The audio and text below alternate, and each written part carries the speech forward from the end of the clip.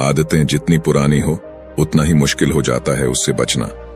लेकिन इससे पहले हमें यह जानना जरूरी है कि ये आदतें जो हमारे जीवन में इतनी अहम भूमिका निभाती है वे आखिर बनती कैसे हैं। दोस्तों, आसान शब्दों में कहूं तो आदतें दोहराने से बनती हैं, और ये आदतें अच्छी भी हो सकती हैं और बुरी भी। एक आदत, चाहे वह अच्छी हो या बुरी, उस व्यक्ति की पहचान का हिस्सा बन जाती है, और यह आदतें जितनी ज्यादा बार दोहराई जाए उतनी ही जटिल होती जाती है। एक बार की बात है, एक गांव में एक छोटा व्यापारी रहता था। उसका एक खुशी से भरा छोटा सा परिवार था। माता पिता भी उसी के साथ घर में रहते थे। उसकी एक पत्नी और उसके 2 बहुत ही प्यारे बच्चे भी थे। उसके घर में हर तरह का सुख था। काम करने के लिए उसके घर में नौकर चाकर थे। वह रोज अपने काम से थोड़ा समय निकालकर अपने परिवार के साथ खुशी खुशी कुछ समय बिताता था। व्यापारी बहुत नेक दिल वाला था। कुछ समय बाद उसे यह लगा कि उसका व्यापार दूसरे शहर में भी बहुत अच्छा हो सकता है। उसने अपने परिवार को बताया कि जैसे ही वह नए शहर में अपना काम चला लेगा, वहां जाकर अपना कारोबार स्थापित करेगा। वह फिर आएगा और पूरे परिवार के साथ उस नए शहर में अपनी जिंदगी बिताएंगे, क्योंकि वह शहर उनके शहर से काफी मशहूर है। वहां रहने से उन्हें नए अवसर मिलेंगे। हमारे बच्चे अच्छे स्कूल्स में अपनी पढ़ाई कर पाएंगे और हमारे भविष्य के लिए वह शहर नए अवसर दे सकता है। तब उन्होंने खुशी खुशी उसे समर्थन दिया, और इसी उम्मीद में उसने नए शहर में अपना कारोबार लगाने का निर्णय लिया। वह अपने परिवार से दूर एक नए शहर में अपना व्यापार चलाने के लिए निकल जाता है। वह अब नए शहर में अपना कारोबार पूरे मन और लगन से चलाने लगा। उसे काफी सारे नए लोग मिले। वह कुछ ही महीनों में अपना कारोबार अच्छा बना चुका था। उसे अब उस नए शहर के काफी लोग जानने और पहचानने लगे थे।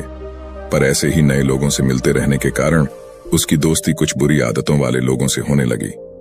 धीरे धीरे अगले कुछ महीनों के बाद एक दिन उसके दोस्त उससे कहने लगे कि तुम इतना धन कमाते हो और अपने इस इकलौते जीवन का मजा तक नहीं लेते।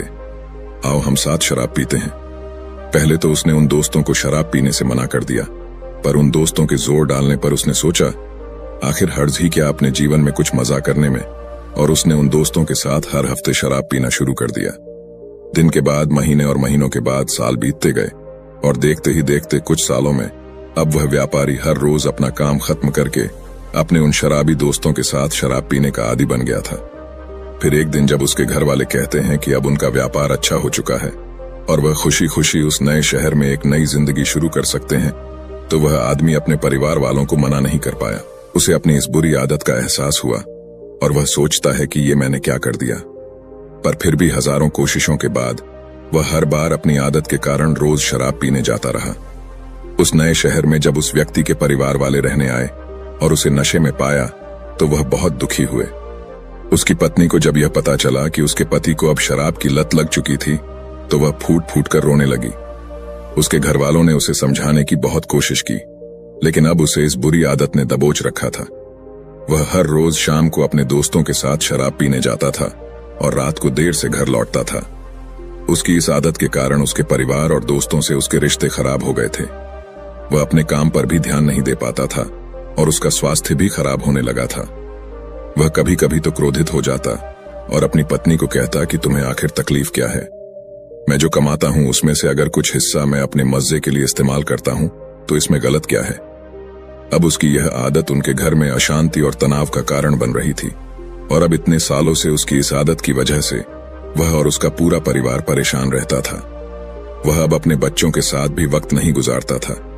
उसके बच्चे अब उसके पास खेलने भी नहीं जाया करते थे। वह घर में भी अक्सर अपने कमरे में ही बैठा रहता था।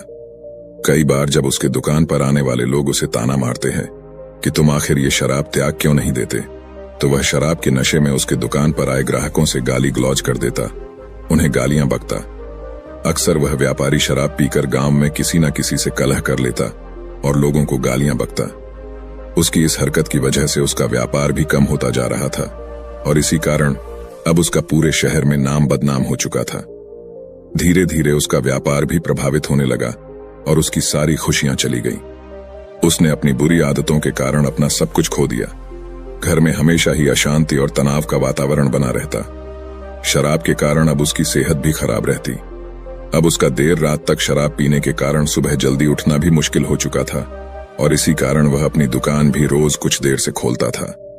वह व्यापारी भी इस बात को समझता था कि उसकी इस बुरी आदत की वजह से उसके घर वाले भी परेशान रहते हैं और उसका नाम खराब होने की वजह से उसका व्यापार भी दिन प्रतिदिन कम होता जा रहा है। वह व्यापारी अपनी इस बुरी आदत को त्यागने का कई बार प्रयास भी कर चुका था, लेकिन वह हर बार इसमें असफल ही हुआ था। इसलिए अब से जब भी कोई उसे उसकी इस बुरी आदत को त्यागने के लिए कहता तो वह उसे तेज आवाज में जवाब देता, मैंने इस आदत को नहीं बल्कि इस आदत ने मुझे पकड़ लिया रखा है। उस व्यापारी की पत्नी उसकी इस आदत से सबसे ज्यादा परेशान रहती थी।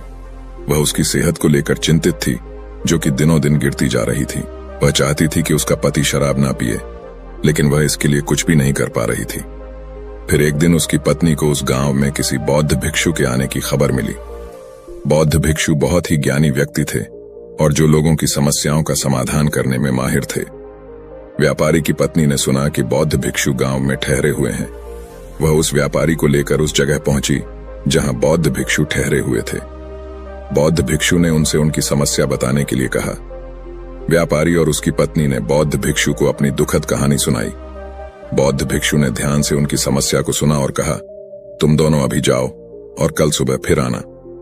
दूसरे दिन सुबह वह पति पत्नी उस जगह पर फिर पहुंच गए जहां बौद्ध भिक्षु ठहरे हुए थे। जब अगले दिन वह दोनों उस भिक्षु के पास पहुंचे तो उन दोनों ने देखा कि बौद्ध भिक्षु एक वृक्ष को जोर से धरे हुए थे। व्यापारी ने कहा, महाराज आप ये क्या कर रहे हैं? आपने इस वृक्ष को क्यों धर रखा है? भिक्षु ने कहा, अभी तुम दोनों जाओ और कल सुबह फिर आना, मैं तुम्हें तुम्हारी समस्या का समाधान बता दूंगा। उन दोनों को कुछ आश्चर्य हुआ, लेकिन वह बिना कुछ कहे उन भिक्षुओं की आज्ञा लेकर वापस घर लौट गए। अगली सुबह जब वह दोनों फिर बौद्ध भिक्षु के पास आए तो उन्होंने देखा कि बौद्ध भिक्षु फिर से उसी वृक्ष को धरे हुए थे।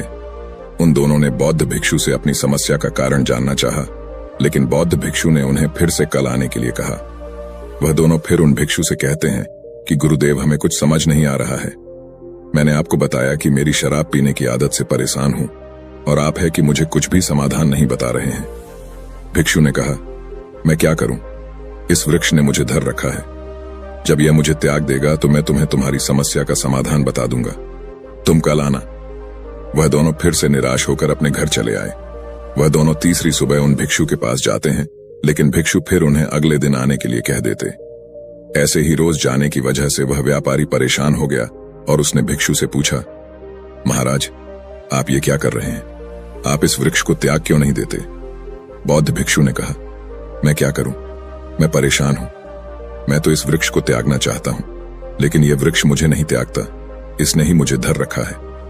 यह सुन वह व्यापारी जोर से हंसता है और कहता है, महाराज इस वृक्ष ने आपको नहीं धर रखा, आप ही इस वृक्ष से चिपके हुए हैं और आप जब चाहें इस वृक्ष से दूर हट सकते हैं।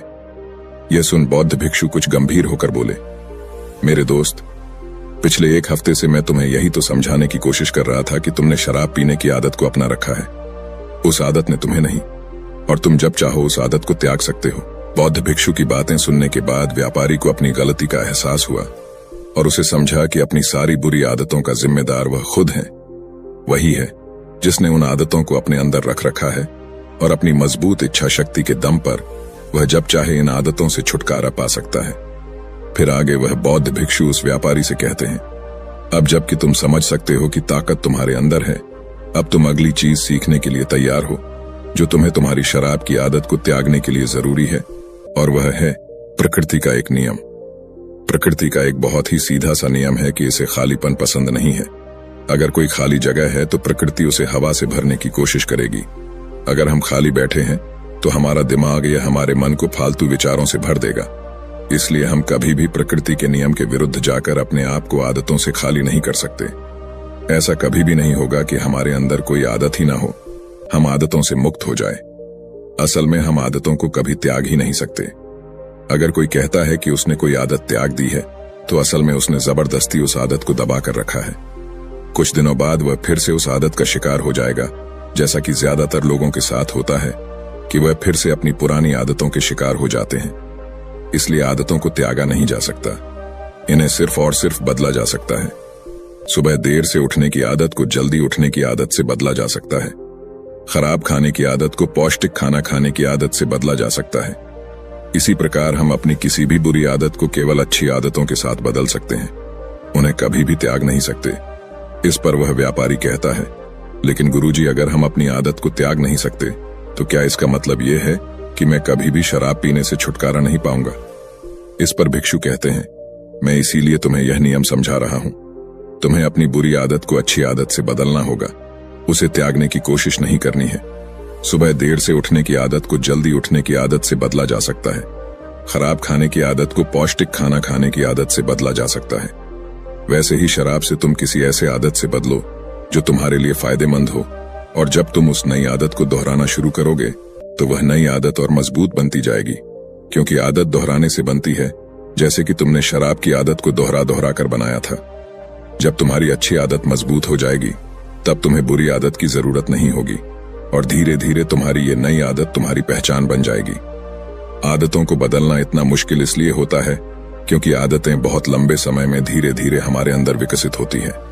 किसी महान इंसान ने ठीक ही कहा है कि आप अपना भविष्य नहीं बदल सकते, आप केवल अपनी आदतें बदल सकते हैं, और फिर यही अच्छी आदतें एक दिन आपका भविष्य बदल देती हैं। हम अक्सर अपने आसपास देखते हैं कि बहुत से लोग अपनी बुरी आदतों की वजह से परेशान रहते हैं। वे इन आदतों को बदलना चाहते हैं लेकिन बदल नहीं पाते।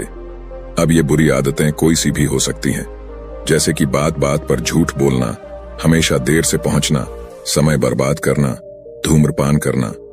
लोगों के द्वारा इन आदतों को ना बदल पाने का सबसे प्रमुख कारण है लोगों के अंदर दृढ़ निश्चय शक्ति का ना होना, और दृढ़ निश्चय शक्ति के कमजोर होने का कारण है अपने ऊपर भरोसे का ना होना कि मैं इसे बदल सकता हूं, और अपने आप पर विश्वास ना हो, न हमारे अंदर पैदा हुआ है।